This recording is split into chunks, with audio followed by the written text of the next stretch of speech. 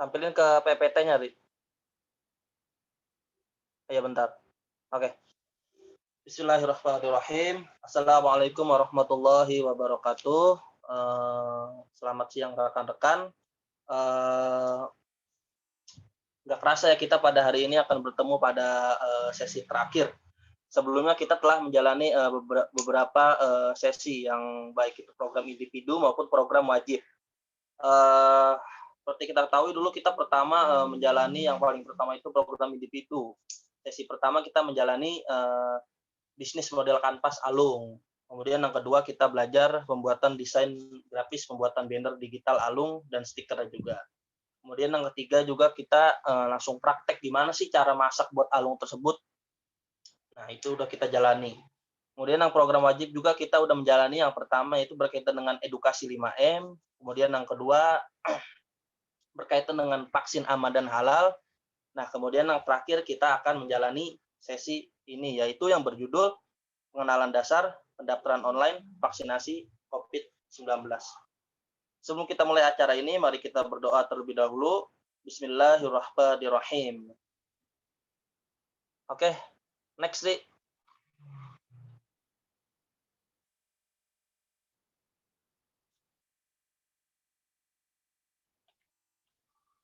Next, PPT-nya next. Bentar, Jar. Ini gue pencet Ya. Gak mau gerak ini. Bentar ya, teman-teman.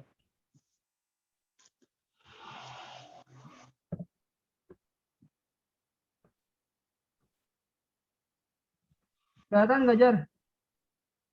Belum, Ri.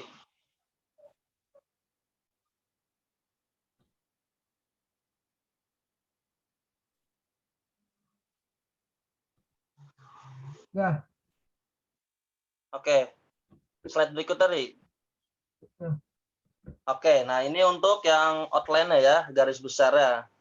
Nah, kita akan membahas bagaimana sih mekanisme pendaftaran vaksinasi, kemudian cara daftar vaksin via WhatsApp, kemudian ada cara registrasi ulang vaksinasi, sasaran penerima vaksin tahap 2, mekanisme pendaftaran vaksinasi tahap 2, link pendaftaran vaksinasi untuk lansia, yang terakhir kita akan membahas metode pelayanan vaksinasi tahap 2. Nah, jadi diharapkan nanti setelah kita selesai acara ini, maka kita sudah tidak bingung lagi bagaimana sih cara pendaftaran vaksinasi secara online itu. Nah, itu harapannya seperti itu nanti setelah kita mengikuti kegiatan pada sesi hari ini. Oke, next, Ri.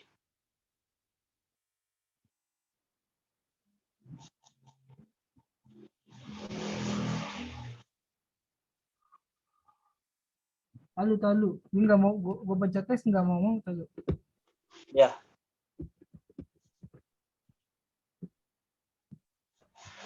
Talu aja. Kalau enggak tampilannya yang biasa aja, Ri. Nggak usah dipulin. Iya. Kalau emang masalah dipulin gitu. Yang biasa aja, talu nih. Tapi nggak mau dia, talu. Iya. Ntar ya, teman-teman. Nah, ya kayak gitu aja kalau emang ini.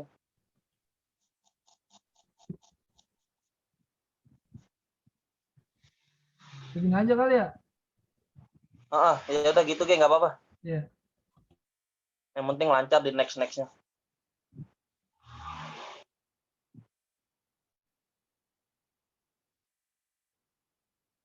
Nah, ini yang pertama yaitu mekanisme pendaftaran vaksinasi. Yang pertama yaitu ada SMS Blast Peduli COVID, kemudian juga ada aplikasi atau website pedulilindungi.id. Yang ketiga ada email vaksin@pedulilindungi.id. Kemudian yang keempat ada call atau UMB di bintang 119 pagar. Kemudian yang kelima ada hotline vaksinasi COVID-19 di nomor 119 atau extension 9. Kemudian ada juga yaitu WhatsApp melalui bit.ly atau vaksin COVID RI. Nah, nanti satu persatu ini akan saya jelaskan di slide-slide berikutnya. Next. Nah, ini untuk cara daftar vaksin via WA. Yang pertama kita klik tautan bit.ly slide vaksin COVID RI atau bisa di nomor 081105000567. Nah, setelah kita masuk ke tautan tersebut, maka langkah selanjutnya dapat kita ketik, yaitu ketik vaksin. Nah, setelah ketik vaksin, nanti akan ada jawaban dari chatbot WA di sana. Kita jawab iya jika kita terdaftar sebagai tenaga kesehatan. Nah, selanjutnya kita masukkan data pribadi dan 6 angka terakhir dari NIK kita.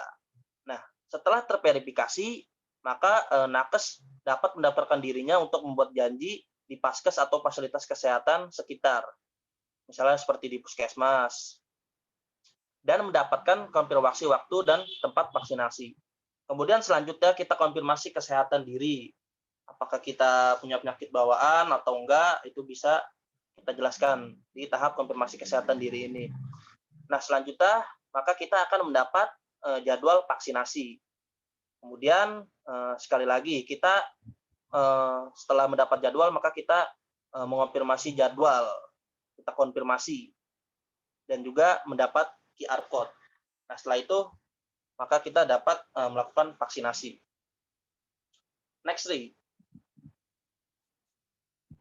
Nah, ini cara registrasi ulang vaksinasi. Nah, yang pertama, kalau kita menerima SMS Blast ini semacam sebuah nomor khusus yang dikirim ke beberapa orang atau target tertentu. Nomornya itu biasanya itu bukan berbentuk nomor, tapi dia berbentuk nama, misalnya dari Kemenkes RI. Nah, seperti itu. Nah, jika kita menerima SMS Blast tersebut, maka untuk melakukan registrasi ulang vaksinasi, yang pertama kita bisa akses Play Store atau website di www.pedulilindungi.id. Nah, langkah selanjutnya klik menu registrasi ulang, kemudian yang ketiga masukkan nomor handphone yang menerima SMS Blast tadi. Kemudian yang keempat, ikuti langkah selanjutnya. Kemudian cara yang kedua, jika kita menerima SMS Blast, yaitu kita dapat tekan dan hubungi bintang 119 pagar. Kemudian masukkan NIK KTP kita dan ikuti langkah selanjutnya. Nah, bagaimana jika kita tidak menerima SMS Blast? Ya, maka langkah yang kita lakukan adalah maka kita dapat memilih masukkan data diri kita ke alamat email vaksin@pedulilindungi.id. Di situ kita bisa isi nama kita siapa, NIK, dan lain sebagainya. Nah, apabila tenaga kesehatan menghadapi kendala dan kesalahan input data pada saat proses registrasi maupun saran, maka bisa menghubungi melalui hotline vaksinasi COVID-19 di nomor 119 atau extension 9. Next. Nah, ini untuk sasaran penerima ya, untuk di tahap 2 ya. Setelah tahap 1 itu kan nakes, sekarang kita masuk ke tahap 2 yang sedang berlangsung saat ini. Nah, sasarannya itu mencakup sekitar 21,5 juta warga lanjut usia dan 16,9 juta orang-orang yang bekerja di bidang pelayanan publik. Berikut rincian sasaran vaksinasi COVID-19 tahap kedua, yaitu ada lansia, tenaga pendidik kayak guru, dosen, dan lain sebagainya. Kemudian pedagang pasar, ada tokoh agama seperti ulama, pendeta, dan lain-lain. Kemudian ada wakil rakyat, pejabat negara, pegawai pemerintah, petugas keamanan, pelayan publik, petugas transportasi, atlet, wartawan, dan pekerja media. Dan juga yang terakhir ada di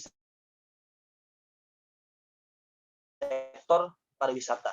Bagi petugas publik yang sudah divaksinasi, tetap disiplin, jaga protokol kesehatan untuk melindungi diri, warga, dan orang-orang di sekitar. Next.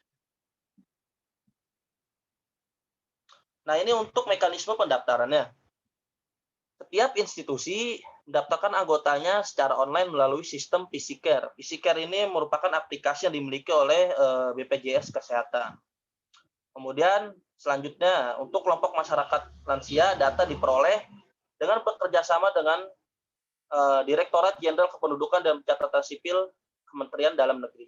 Kemudian yang selanjutnya yaitu peserta vaksinasi juga dapat mendaftar secara manual ke institusi mereka atau ke Paskes terdekat seperti puskesmas seperti itu. Next. Nah, ini untuk link pendaftaran vaksinasi COVID-19 untuk lansia. Silakan dilihat saja sendiri ya, bisa dilihat. Oke, next, Dik. Nah, ini untuk metode pelayanan vaksinasi tahap 2. Di situ kita dapat lihat ada lansia dan lain sebagainya. Di situ juga kita dapat melihat di mana sih kita dapat melakukan vaksinasi tersebut. Ada yang berbasis paskes seperti puskesmas, klinik, dan lain sebagainya. Kemudian juga ada yang berbasis institusi seperti di Polda, Polres, Koramil, atau lain sebagainya. Kemudian juga ada vaksinasi massal di tempat. Vaksinasi massal tempat itu bisa dilakukan di lapangan atau di tempat-tempat tertentu. Kemudian ada juga vaksinasi massal bergerak. Vaksinasi massal bergerak ini maksudnya adalah vaksinasi yang menggunakan petugas vaksinasi itu datang menggunakan mobil ke rumah-rumah warga, bisa juga seperti itu. Intinya vaksinasi massal bergerak ini kita dapat menunggu kedatangan petugas vaksinasi. Jadi petugas vaksinasi yang nyamperin kita seperti itu. Oke, next.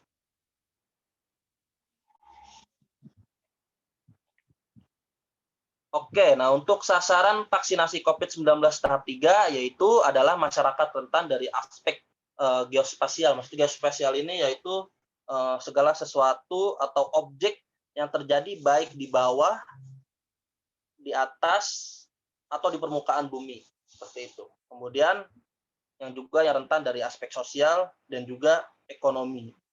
Nah, untuk sasaran vaksinasi tahap 4 adalah yaitu masyarakat dan pelaku perekonomian lainnya dengan pendekatan klaster sesuai dengan ketersediaan vaksin. Nah, untuk pelaksanaan sendiri yaitu dimulai pada bulan April 2021 sampai dengan Maret 2022. Nah, untuk update-nya untuk mempercepat program vaksinasi, pemerintah telah membuka opsi untuk para pengusaha melakukan vaksinasi secara mandiri untuk para karyawan beserta keluarganya mulai bulan Maret mendatang. Jadi seperti itu. Next. Nah, mekanisme dan tata cara pendaftaran vaksinasi yang tercantum dalam materi adalah yang digunakan untuk vaksinasi tahap 1 dan tahap 2. Jadi itu untuk tahap 1 dan tahap 2 ya. Dan kemungkinan untuk kita-kita ini yang masyarakat biasa, kemungkinan besar juga cara pendaftarannya tidak jauh berbeda seperti tahap 1 dan tahap 2 tersebut. Seperti itu. Next. Nah, ini referensi yang saya gunakan dari materi-materi yang saya paparkan tadi, yaitu ada dari kemenkes.go.id, pedulilindungi.id, detik.com, kompas.com, suara.com, dan juga vaksin untuk kita. Next. Oke, sekian pemaparan dari saya. Terima kasih. Silakan kalau ada yang mau ditanyakan. Silakan teman-teman. Kalau ada yang mau ditanyakan. Saya. Ya, silakan. Mau bertanya, Jen? Ya, silakan Amir. Apa pertanyaannya? Tadi kan Jerry jelasin tahap-tahap 1, 2, 3, 4. Ya. Untuk lansia,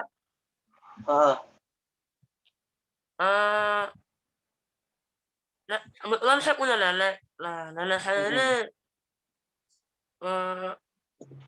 belum didaftarkan oleh apa sih namanya, desa setempat.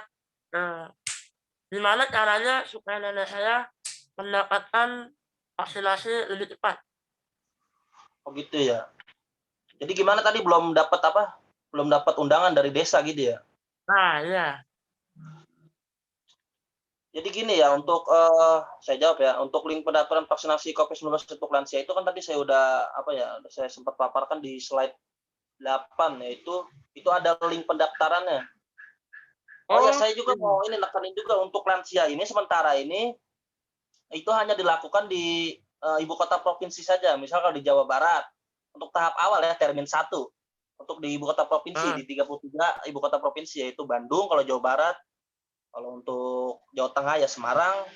Nah, karena kita berada di wilayah Bekasi, jadi untuk lansia ini setelah ibu kota provinsi, lansia di ibu kota provinsi itu sudah rampung atau tahap pertamanya sudah berjalan seperti itu.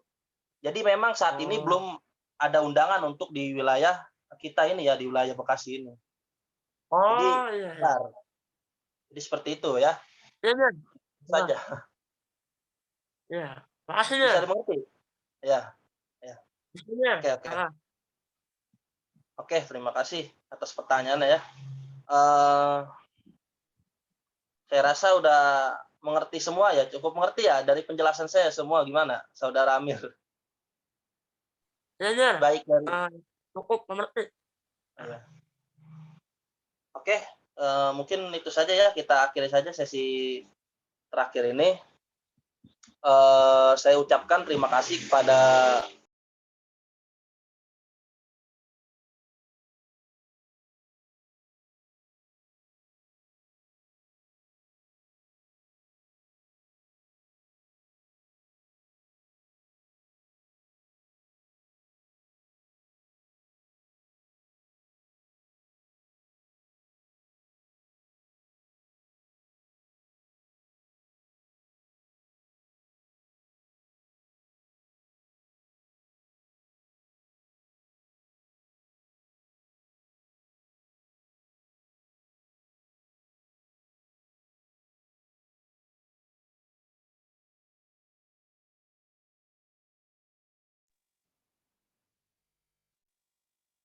Oke, silakan yang mau live silakan.